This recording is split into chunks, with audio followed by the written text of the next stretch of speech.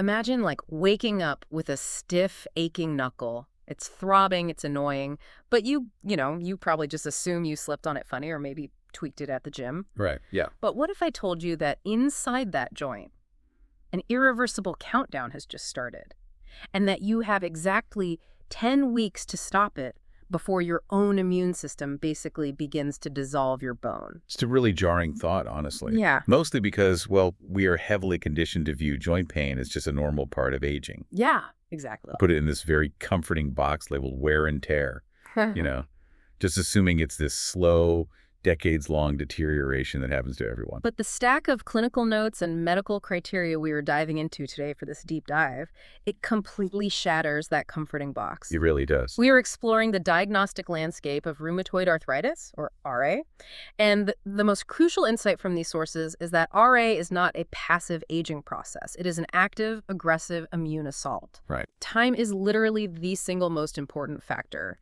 dictating whether you live a life of normal movement or, a life of permanent damage. The clinical reality is fascinating because it forces a complete paradigm shift. I mean, the doctors writing these diagnostic guidelines, they aren't looking at joint pain as a mechanical failure. They are looking at it as a ticking clock. To ground this, our sources outline a specific case file that we're going to follow today. It's about a teacher.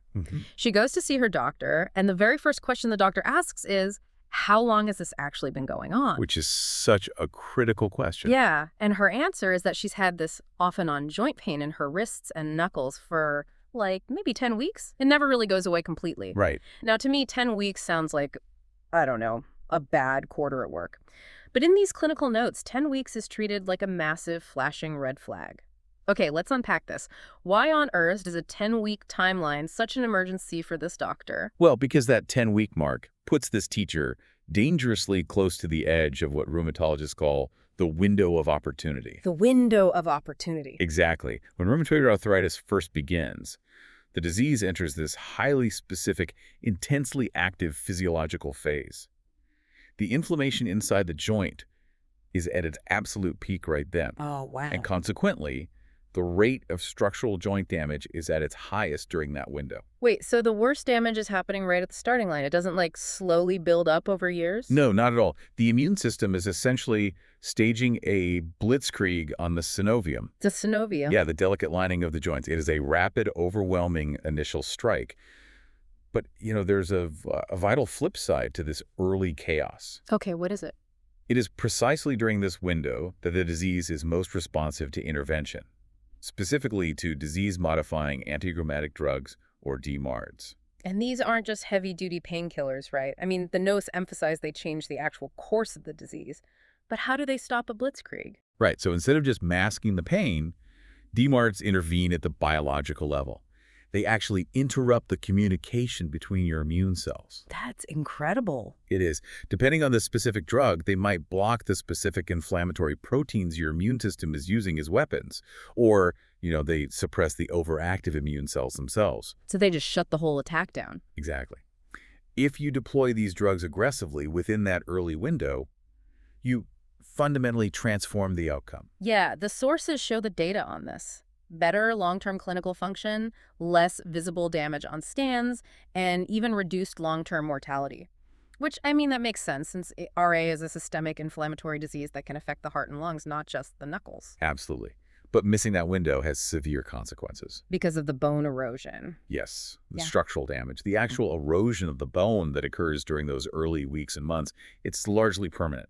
Once the bone is eaten away, you cannot regrow it. Which brings us to a massive clinical hurdle highlighted in the notes, which they call the imaging gap.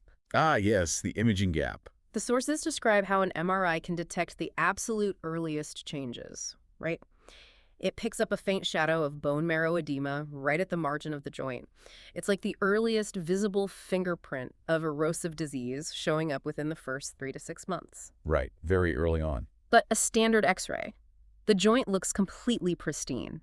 Invisible to the naked eye, invisible to the X-ray. Because standard X-rays only reveal the aftermath. Exactly. By the time an ill-defined erosion actually shows up on a basic X-ray, the bone has already been destroyed. The window of opportunity is often slamming shut at that point, and permanent deformity is setting in.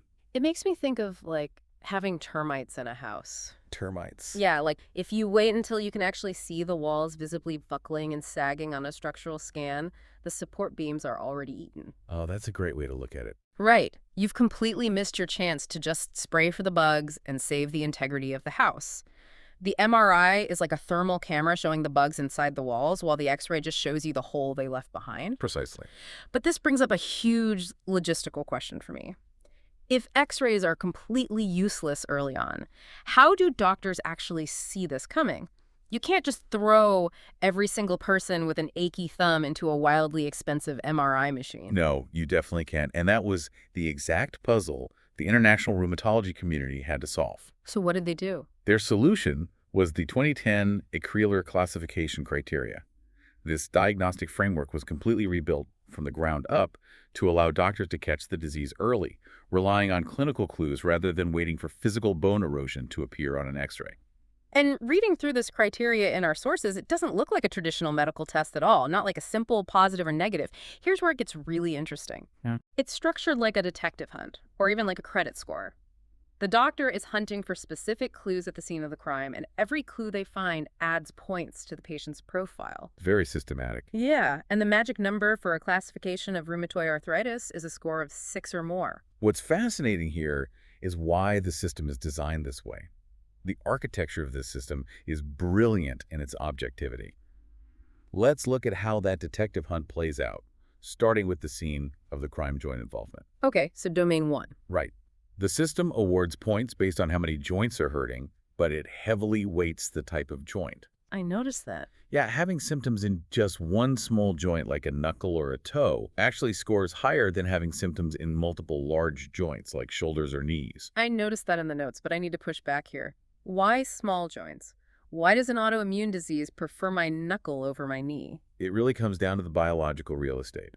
The immune system is targeting the synovium, that joint lining we mentioned earlier. In small joints, the ratio of synovial tissue to the actual physical volume of the joint cavity is incredibly high. Oh, I see. There is a proportionally massive amount of this lining packed into your knuckles and toes compared to the vast open space of a knee. It is a target-rich environment for the immune cells, so the inflammation concentrates manifest there first. That makes total sense. So our teacher, who has pain in her wrists and knuckles, is immediately racking up points just by pointing to where it hurts. Exactly.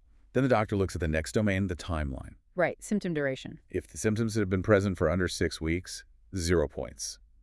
But 6 weeks or more gets a point. So our teacher, at 10 weeks, gets that duration point automatically. She does. The doctor is essentially confirming that this isn't just a fleeting injury, it's sticking around. Then they look for the physiological smoke. They check the acute phase reactants, specifically blood markers called CRP and ESR. I've always thought of those markers like smoke alarms in the blood. That's a good analogy. They don't tell you where the fire is, just that something is burning somewhere.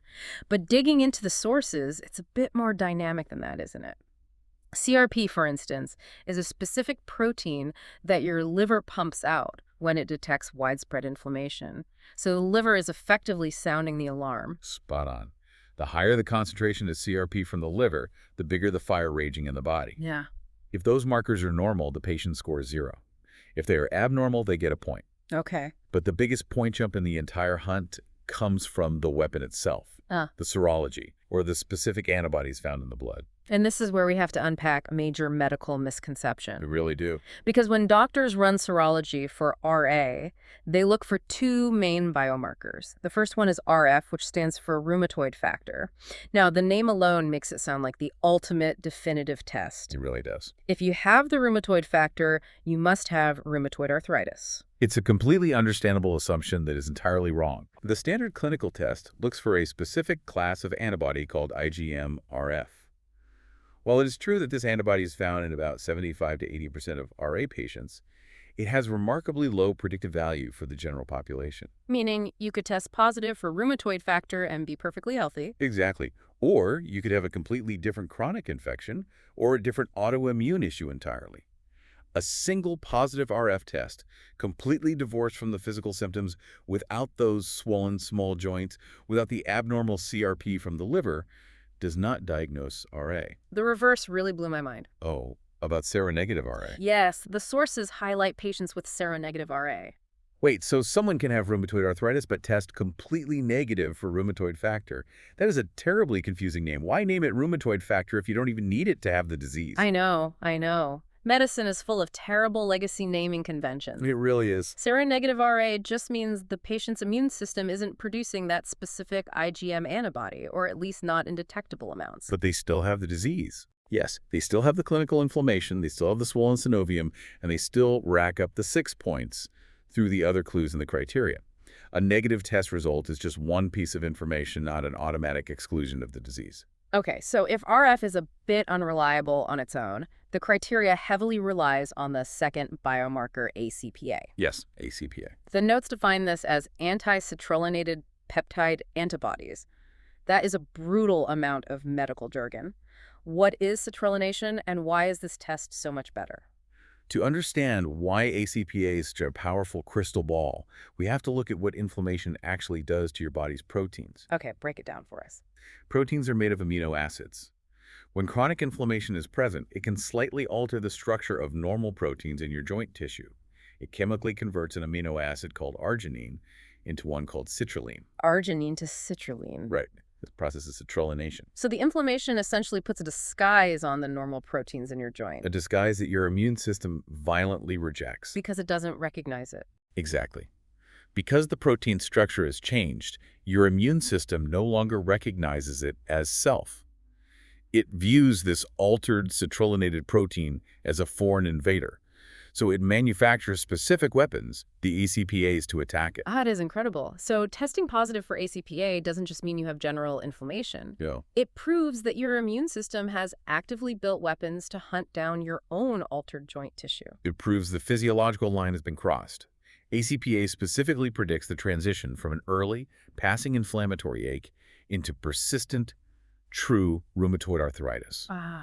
And when a patient tests positive for both RF and ACPA, that combination is highly specific. But even then, the sources warn against treating a single positive blood test as a diagnosis in a vacuum. Always. You can't just look at blood work. Right. It all has to feed back into that 6-point criteria system, which makes sense because, as the notes emphasize, the physical presentation of this disease is all over the place. Yeah. RA has many faces. It really does. I'm looking at the list of presentations, and the palindromic one sounds terrifying.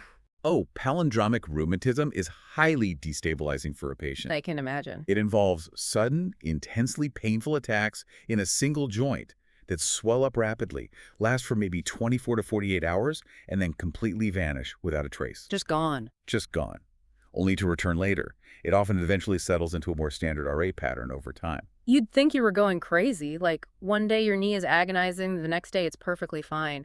Then the notes list a transient presentation, which is self-limiting. It lasts under 12 months and leaves no permanent joint damage. Right. But here's the tricky part. The sources note that many of these transient cases might actually have just been undetected viral infections that cause joint inflammation. And this brings us to a critical part of the diagnostic hunt, the MBBS. Mix. There's a minefield of other conditions that convincingly impersonate early RA, and doctors have to rule them out. Post-viral arthritis is a major one. It's commonly triggered by viruses like rubella, parvovirus, also known as erythrovirus, or even hepatitis B. Wait, I need the mechanism on this. How does a liver virus like hepatitis B cause symmetric swelling in my hands that perfectly mimics an autoimmune joint disease? It's fascinating. It comes down to a concept called molecular mimicry. Molecular mimicry. Yeah. The surface proteins of certain viruses happen to look incredibly similar, structurally speaking, to the proteins found in your own joint lining. So your immune system detects the virus and builds specific weapons to hunt it down. But because of that structural similarity, those weapons get confused. They cross-react and begin attacking your joints by mistake. It's literally friendly fire caused by mistaken identity. Exactly. The immune system is trying to kill the virus, but your knuckles get caught in the crossfire. No wonder doctors don't want to rush a diagnosis. If it's molecular mimicry from a virus, it'll just pass. It will. And along with viruses, doctors have to translate and rule out a whole host of other conditions. They look for seronegative spondyloarthropathies, which are forms of inflammatory arthritis that primarily strike the spine and large joints rather than the hands. They rule out polymyalgia rheumatica, which causes severe muscle stiffness, usually in the shoulders and hips of older adults, rather than actual joint swelling. And they mention acute nodal osteoarthritis too, right? Yes. That's just severe mechanical wear and tear, but it specifically hits the joints closest to the very tips of the fingers, whereas RA prefers the base of the fingers and the knuckles. Right, location is everything. Yeah. Navigating this minefield is exactly why doctors use a prognosis checklist alongside the diagnostic criteria. To predict the outcome. Yes, they are assessing red flags to predict how aggressive the disease will be, which dictates how aggressively they need to use those DMARD treatments. And the sources outline a very specific list of these red flags. Being older at the onset of symptoms, being female, and having that symmetric small joint involvement we discussed. But another major hallmark is morning stiffness, lasting longer than 30 minutes. That one finally clicks for me now. If it's just mechanical wear and tear, moving around grinds the joint and makes it hurt more. But with an inflammatory disease like RA, the joints are actually filling up with inflammatory fluid overnight while you sleep. Yes, exactly. You literally have to pump that fluid out of the joint cavity through physical movement. Wow. So waking up with severe stiffness that takes more than half an hour of movement to loosen up is a classic indicator of severe inflammation. The checklist also includes having more than 4 swollen joints, having high levels of the CRP smoke alarm from the liver, and being positive for both RF and ACPA. Right. And then there's a lifestyle factor, cigarette smoking. Smoking is apparently a massive predictor for a poor, destructive outcome. The more of these red flags you have, the faster the doctor has to act. You do not employ a wait-and-see approach with a patient checking those prognostic boxes. You treat early and you treat hard to close that window of opportunity before the bone erodes. So let's bring this all the way back to our anchor case and look at our teacher through this new lens. She sits down in the office. Before the doctor has ordered a single blood test, before an x-ray or an expensive MRI is even mentioned, she tells her story. She has 10 weeks of symptoms. That immediately hits the timeline clue. She gets 1 point in the criteria for symptom duration over 6 weeks. She describes symmetric swelling in the small joints of her wrists and knuckles. That racks up significant points for joint involvement, hitting the high-value target of the synovial tissue in the small joints. And as the clinical notes reveal in her history, she is a smoker. Which triggers a major prognostic red flag, telling the doctor this disease could take a highly destructive course. Just talking to the patient, the clinical history is doing immense diagnostic work. Before the lab tech even draws a drop of blood to look for citrullonated proteins, she is well on her way to that 6-point threshold. She really is. So when we synthesize all of this, the 20-10-point system, the biological disguises of ACPA, the MRI gaps, and the viral mimics, what is the ultimate takeaway for you, the listener, trying to understand this disease? The ultimate takeaway is that timing is everything. Your best defense against irreversible joint damage is paying strict attention to the timeline of your body's changes.